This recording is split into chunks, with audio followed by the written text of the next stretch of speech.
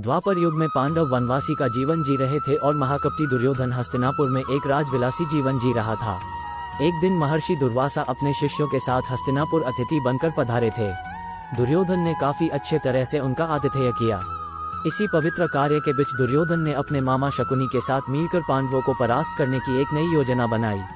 जब महर्षि दुर्वासा ने कहा कि हम अब भोजन करेंगे, तब दुर्योधन बोला कि ऋषियों को भोजन करना तो एक महापुण्य का कार्य है, लेकिन महर्षि दुर्वासा मैं आपसे अनुरोध करता हूँ कि इस महापुण्य को प्राप्त करने का अवसर मैं अपने बड़े भ्राता युधिष्ठिर को देना चाहूंगा।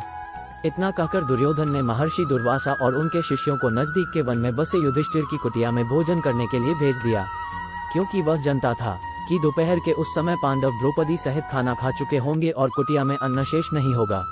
कुछ ही समय में महर्षि दुर्वासा अपने शिष्यों के साथ पांडवों की कुटिया के सामने थे। वहां युधिष्ठिर ने उनका बड़े आदर के साथ स्वागत किया। महर्षि दुर्वासा ने युधिष्ठिर को दुर्योधन के साथ हुआ अपना वार्तालाप बता दिया और कहा कि मैं और मेरे शिष्य स्नान के पश्चात भोजन ग्रहण करेंगे। इतना कहकर वह सभी ऋषिगण स्नान करने के लिए नदी पर की गए। धर्मराज युधिष्ठिर ने ये बात तुरंत जाकर द्रौपदी को बताई। द्रौपदी ने कहा, इस वक्त तो हमारे पास कुछ भी भोजन शेष नहीं है। द्रौपदी का दिल ये सोचकर घबराने लगा, अगर ऋषियों को भोजन नहीं कराया तो उन्हें महर्षि दुर्वासा के क्रोध और शाप का पात्र बनाना पड़ेगा।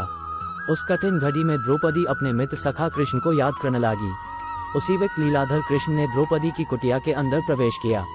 उन्हें देखते ही द्रौपदी उनके पास दौड़ती हुई गई और उन्हें अभिवादन करके अपनी समस्या बताने लगी। कृष्ण ने कहा, द्रौपदी तुम्हारी समस्या को कुछ समय के लिए भूल जाओ और सबसे पहले मुझे कुछ खाने को दो, मुझे बड़ी जोरों की भूख लगी है। तब द्रौपदी ने अक्षय पात्र लाकर कृष्ण के हाथ में दिया, साथ ही अपनी समस्या भी बताई। महर्षि दुर्वासा और उनके शिष्य कुछ देर में भोजन करने के लिए आने वाले हैं, लेकिन घर में तो जरा सा भी भोजन शेष नहीं है। द्रौपदी की बात सुनकर कृष्ण मुस्कुराए और पात्र में देखने लगे। उस पात्र में चावल का सिर्फ एक दाना बचा था। वह देखकर भगवान कृष्ण बोले, ये क्या, इसमें तो बहुत खाना बचा है। और वह चावल का वह बचा हुआ दाना उन्होंने खा लिया। इधर कृष्ण के चावल का वह दाना खाते ही उधर स्नान करके नदी से बाहर निकले महर्षि दुर्वासा और उनके शिष्यों का पेट भर गया और उन्हें डकारें आने लगी और वह युधिष्ठिर की कुटिया के ओर जाने के बजाय अपनी यात्रा के लिए प्रस्थान कर गए। इस तरह चावल के एक दाने से ही कृष्ण भगवान में ऋषियों को पेट भरकर उनके क्रोध और शाप से पांडवों की रक्षा की।